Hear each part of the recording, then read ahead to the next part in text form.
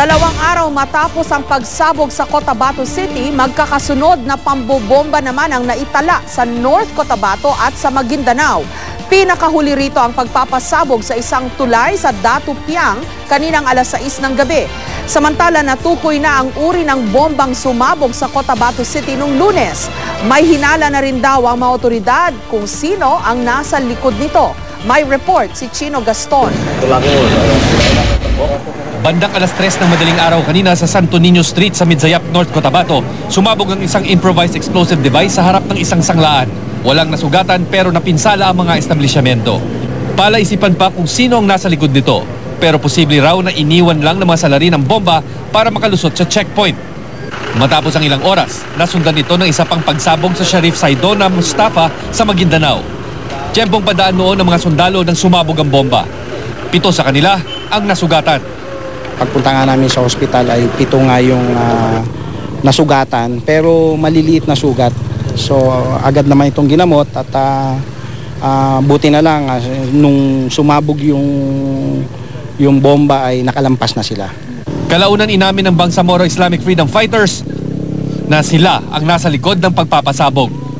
Dakong alas 6:30 ng gabi, isa na namang pagsabog ang nangyari sa isang tulay sa pagitan ng Datu Piang at Datu Salibo sa Maguindanao. Wala namang naiulat na nasaktan. Ang magkasunod na insidenteng ito nangyari 2 araw matapos ang pagsabog sa kung saan 8 ang nasawi. Sa pagpapatuloy ng investigasyon ng otoridad, nadiskobring gawa sa 5 kilong ammonium nitrate na hinaluan ng fuel oil ang bombang ginamit sa pagpapasabog noong Lunes. Cellphone daw ang ginamit na triggering device. Base sa mga ebidensyang nakalap, eksperto ang gumawa nito. May suspect na raw ang mga pulis batay sa salaysay ng ilang saksi. Ba tatamaan nun, maliban sa mag-create na siya ng damage, masusunog ba yung target nila? Ang Senado may impormasyon daw na madaling makakuha ng material sa paggawa ng bomba o granada sa ilang bahagi ng Mindanao. In certain parts of Mindanao, it is very easy to obtain bomb-making materials and even grenades, which for me clearly poses more of a threat. Because if others would like to make a statement with their terroristic acts, others are just out there to make money out of it.